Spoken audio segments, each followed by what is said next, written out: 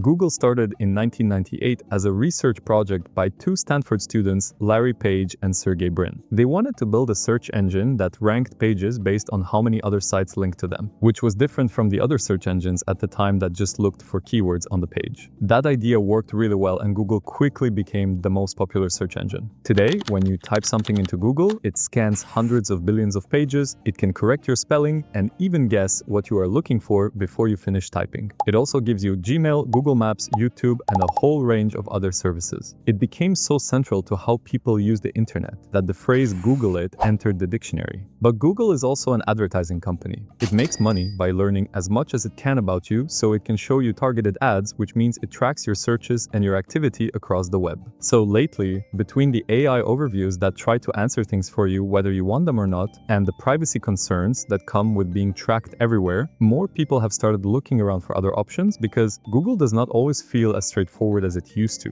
Bing. Microsoft launched Bing in 2009, replacing its earlier search engines like MSN Search and Windows Live Search. Over the years, it has added features like a visual search tool and integration with Microsoft Rewards, where you earn points for searching. Bing also powers various other search engines, including Yahoo and AOL. One thing it does well is video search. The layout makes it easy to preview videos without leaving the page, and it often surfaces content from sites that Google pushes down. It also has a strong image search with useful filters and related searches built in. And because it is tied to Microsoft's ecosystem, it works seamlessly with Edge and Windows, offering things like chat integration and daily wallpaper images on the homepage. Yahoo. Yahoo began as a directory in 1994 when two Stanford students started listing their favorite websites and organizing them by category. At that time, the web was small enough that humans could actually keep up. Yahoo grew into a portal with news, email, finance, and more, and for a while it was the most visited site on the internet. It also launched a bunch of other services like Yahooligans, a kid-friendly version of the search engine Yahoo Games, where you could play games like chess and cards, and GeoCities, a free web hosting service where anyone could build their own website without knowing how to code. In 1998, two other Stanford students approached Yahoo trying to sell their search engine for $1 million.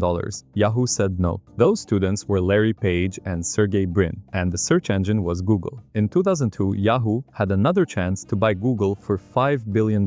They said no again. Today, Google is worth over $4 trillion.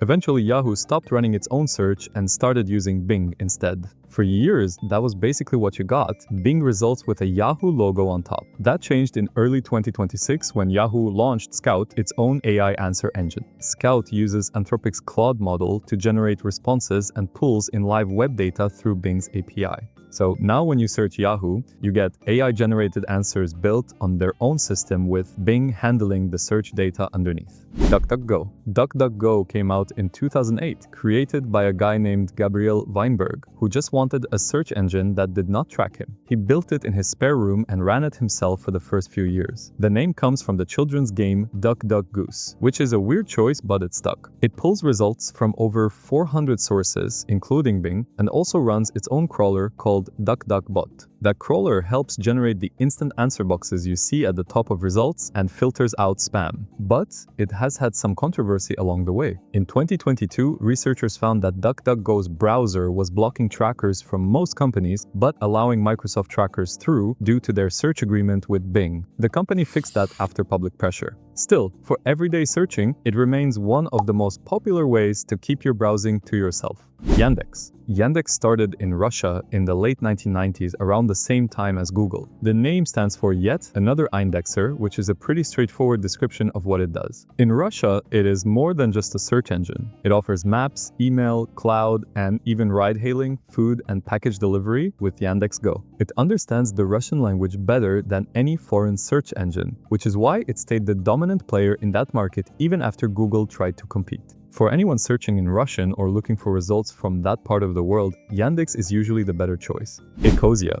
Ecosia was founded in 2009 in Germany by Christian Kroll. After traveling in South America and seeing the effects of deforestation, he wanted to create something that could help. The idea was simple: use search ads to make money, then use that money to plant trees. Ecosia has partnerships with both Bing and Google to supply its search results, so the experience is similar to using those engines. It publishes monthly financial reports, so anyone can see where the money goes, and it has planted more than 250 million trees in places like like Brazil and Indonesia.